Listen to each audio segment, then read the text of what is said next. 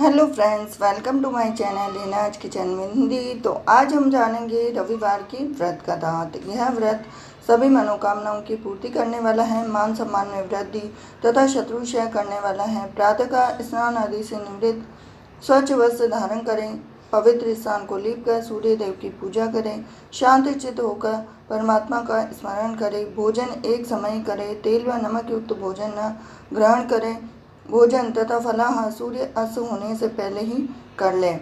इसी के साथ यदि भोजन करने से सूर्य छिप जाए तो दूसरे दिन सूर्य के उदय हो जाने पर अर्घ देने के बाद ही भोजन करें। तो आइए हम जानते हैं रविवार की व्रत कथा। एक बुढ़िया थी, वह प्रत्येक रविवार को सवेरे ही गोबर से घर लीपकर स्नान आदि कर भगवान की पूजा करती, फिर भोजन तैयार कर भगवान को भोग लगाकर स्वयं भोजन करती थी। श्री हरि की कृपा से उसका घर सभी प्रकार के सुख एवं धन धान्य से पूर्ण था। किसी प्रकार का विघ्न या दुख नहीं था। सब प्रकार से घर में आनंद रहता था। उसकी एक पड़ोसन उसकी गौ का गोबर बुढ़िया रोज लाया करती थी। उस बुढ़िया को संपन्नता से जलने लगी तो वह विचार करने लगी कि क्यों न वृद्धा सर्वदा मेरी गौ का गोबर ले जाती। इसलिए अगले दिन से वह अपनी गाय को घर के अंदर बांधने लगी। अब रविवार का दिन आया और बुढ़िया गाय का गोबर न मिलने के कारण अपना घर न लीप सकी। उस दिन उसने न तो भोजन बनाया, न भगवान को भोग लगाया और न स्वयं भोजन किया। इस प्रकार उसने निराहार व्रत किया। रात्रि हो गई और वह भूखी ही सो गई। रात्रि में भगवान ने उसे स्वप्न में दर्शन दिए। भोजन न बनाने और भोग न लगाने का कारण पूछा तो वृद्धा ने कहा उसे गोबर नहीं मिला, इस कारण वह अपना भोग नहीं लगा सकी। तब भगवान ने कहा कि माता, हम तुमको ऐसी गाय देते जो सभी इच्छाएं पूर्ण करती हैं, क्योंकि तुम हमेशा रविवार को पूरा घर गौ के गोबर से लीप कर भोजन बनाकर मेरा भोग लगाकर ही स्वयं भोजन करती हो, तो इससे मैं बहुत ज़्यादा प्रसन्न हूँ। मैं निर्धन को धन और बांझ स्त्रियों को पुत्र देकर उनके दुखों को दूर करता हूँ तथा अंत समय में मोक्ष देता हूँ। स्वप्न में ऐसा वरदान देकर भगवान अंतर्ध्यान हो गए। प्रातः जब वृद्धा की आँख खुली तो उसने देखा कि आंगन में एक अति सुंदर गौ और बछड़ा बंधे हुए हैं। गौ और बछड़े को देखकर वह वृद्धा अत्यंत प्रसन्न हुई और उनको घर के बाहर बांध दिया। वहीं उनके खाने पीने के लिए चारा भी डाल दिया।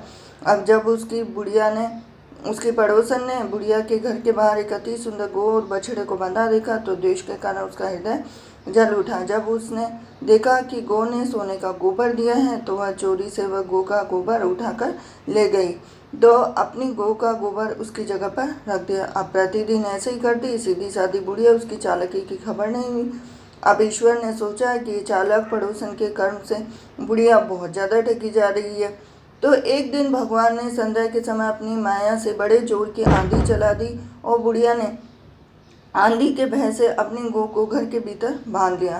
प्रातःकाल उठकर जब वृद्धा ने देखा कि गौ ने सोने का गोबर दिया है तो उसने आश्चर्य की सीमा ही नहीं रही। तो वह प्रतिदिन गौ को घर के भीतर बांधने लगी। तो पड़ोसन ने पूछा कि बुढ़िया गौ को घर के भीतर बांधने लगी है, उसका सोने का गोबर उठाने का दाव नहीं चला। तो ईर्ष्या से वह जल उठी। अन्य कोई उपाय न देखकर पड़ोसन ने उस देश के राजा की सभा में जाकर, महाराज, मेरे पड़ोसन में एक वृद्धा के पास एक ऐसी गौ है जो नित्य सोने का गोबर देती है। आप एक वृद्धा सोना प्राप्त कर उससे प्रजा का पालन करिए। और वह वृद्धा इतने सोने का क्या करेगी। उसकी बात सुनकर राजा ने अपने दूतों को वृद्धा के घर से गौ लाने का आदेश दिया। वृद्धा जब भगवान का भोग लगाकर भोजन ग्रहण करने जा रही थी तो राजा के कर्मचारी गौ खोलकर ले गए। वृद्धा बहुत रोई, चिल्लाई। राजा के कर्मचारी के सामने कोई कुछ कह सकता है। तो उस दिन वृद्धा गौ के वियोग में भोजन न कर सकी। रात भर रो रो कर भगवान को याद करके गौ को पुनः पाने के लिए प्रार्थना करने लगी। तो राजा गौ को देखकर बहुत प्रसन्न हुआ।